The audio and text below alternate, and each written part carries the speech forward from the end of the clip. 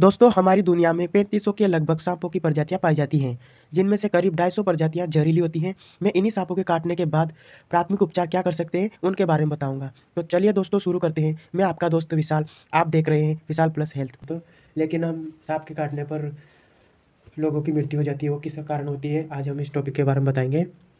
पहला कारण ये होता है कि वो जो फियर होता है स्नेक बाइट का, उसके कारण होती है दोस्तों। क्योंकि एक किंग कोबरा होता है ना, उसमें जहर नहीं होता है, ठीक है। लेकिन दोस्तों वो जो काटता है ना, तो उनके काटने से लोगों के अंदर जो भय भर जाता है, क्या क्या होगा, मेरा ये होगा, कैसे रज्जी होऊंगा, ऐसा कुछ ये करने लगता है। तो उस कारण उसकी मृत्यु हो सकती है, वो घबराहट के होने की, ठीक है। क्योंकि दोस्तों सभी सांप जहरीले नहीं होता है, तथा सांप के काटने पर हमेशा व्यक्ति की मृत्यु नहीं होती है।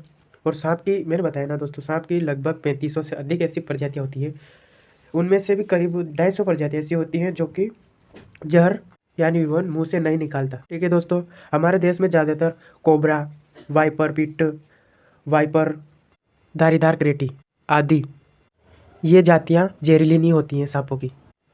सर्प डंक के इलाज में सर्प की जो प्रजाति होते हैं उनको पहचानना महत्वपूर्ण होता है, यानी इंपॉर्टेंट होता है। सांप के कुछ काटने पर कुछ व्यक्तियों की मृत्यु केवल उसके फियर, मैंने बताया फियर से ही अधिकतर मृत्यु होती है, यही कारण होता है दोस्तों अधिकतर। ठीक है दोस्तों, ये तो हो गया हमारी बेसिक बात। और हम आगे बढ़ते हैं, अपने को कौन से साइंस सिस्टम देखने को मिलता है अगर सांप काट लेता है, ठीक है दोस्तों। तो हम बढ़ते हैं अब आगे। नंबर 1, स्नेक बाइट के जो प्लेस होता है ना, उस पर पेन होना स्टार्ट होता है, ठीक है। नंबर 2, जो जहर होता है ना दोस्तों, यानी विनोम के जो ब्लड है ना, उसमें ऑब्जर्वेशन होने से जो अपना नर्वस सिस्टम होता है वो इफेक्ट होता है, प्रभावित होता है। नंबर 3, हाथ पैरों में वीकनेस एंड नंबरनेस होने लगती है, यानी शून्यता, ठीक है। नंबर 4, जो अपनी मसल्स होती है वो रिलैक्सेशन यानी मांसपेशियों का शीतलन होता है। नंबर 4, जैसे कि दोस्तों स्नेक बाइट करता है ना, तब वो पैरालिसिस जैसी कंडीशन आती है और उसके मुंह से झाग निकलने शुरू होने लगते हैं।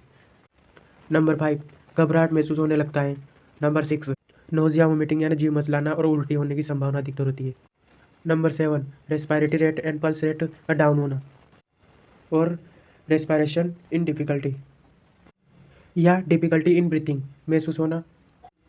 नंबर 8, स्वेलिंग आना, जहाँ पर जो स्नेक बाइट हुआ उस जगह उस एरिया पर स्वेलिंग आना।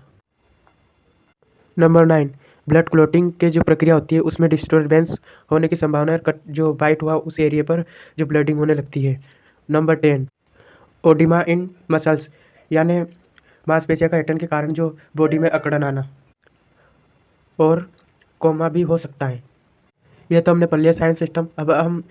अब हम पढ़ते हैं उसको क्या क्या फर्स्ट एड प्रोवाइड कर सकते हैं, प्राथमिक सहायता क्या क्या दे सकते हैं उस सिचुएशन में, अगर किसी को बाइट कर लिया स्नेक ने तो हम उसके लिए क्या कर सकते हैं, ठीक है दोस्तों। नंबर 1, जो पीड़ित होता है उसको फर्श पे पीठ के बल आरामदायक स्थिति में लेटा देना चाहिए, यानी कंफर्टेबल पोजीशन, वो सुपाइन पोजीशन मान लो, ठीक है। नंबर 2, पीड़ित के शांत रहने की कहे ताकि उसे कोई भी प्रॉब्लम नहीं आए। नंबर 3, जो कि बहुत महत्वपूर्ण होती है, जो स्नेक ने जहाँ बाइट किया उस स्थान से कुछ दूरी पर रक्त बंधन यानी बांधे या टूर्निकेट के रूप में कैप, बैंडेज व रुमाल, रस्सी का कोई भी ऐसी चीज़ हो उससे उसके थोड़े ऊपर बांधे, ताकि जो स्नेक का जहर है वो पेशेंट की पूरी बॉडी में नहीं जाए। नंबर 4, जो कि ये भी बहुत इंपॉर्टेंट होता है दोस्तों, उससे क्लीन करें और स्टेरिलाइज करें, जैसे जो साबुन होता है उससे अच्छी तरह से धोए पानी से, ठीक है दोस्तों। फिर उसके बाद जो स्टेराइल चाकू या ब्लेड होती है उससे आधा इंच लंबा चीरा या कट लगाकर घाव करें, ताकि जो जहर होता है ना वो निकल सके, ताकि वो ब्लड होता है ना, जहरीला ब्लड, वो निकल सके, ठीक है दोस्तों। फिर उसके बाद अच्छी तरह से स्टेराइल करके उसको चूसना चाहिए जहर को मुंह से, ठीक है दोस्तों। या फिर नहीं, ऐसा नहीं करे तो फिर कोई इंस्ट्रूमेंट हो आपको ऐसा कोई, तो उसको खींचने का ऐसा कोई हो तो उससे खींचकर जहर को निकालने की कोशिश करें। लेकिन चीरा लगाना और विष चूषण दोनों प्रक्रिया विवादास्पद है, क्योंकि दोस्तों इससे अपने भी जहर जा सकता है, इसलिए ये अगर ऐसी कंडीशन आप बचाना चाहते हो तो फिर भी कर सकते हो, ठीक है दोस्तों, कोई दिक्कत नहीं ऐसी। और ऐसा करने के बाद फिर उसके बाद जो बर्फ़ होता है उसका सेक करें, ताकि वो सूजन स्वेलिंग होती है वो कम हो सके। और फिर उसके बाद साबुन के पानी से धोने के बाद जो एंटीबायोटिक क्रीम हो तो वह लगाएं, ताकि विश्रमित गोज या कॉटन लगाकर उसे बांध दें अच्छी तरह से, ठीक है दोस्तों। नंबर 5, यदि पीड़ित को नींद आ रही है तो उसे सोने ना दे, उसे जगाने का प्रयास करें। और पीड़ित हमेशा होश में हो रहना चाहिए, ठीक है। या उसको कुछ पानी, चाय पानी कुछ दे पीने के लिए, ठीक है दोस्तों।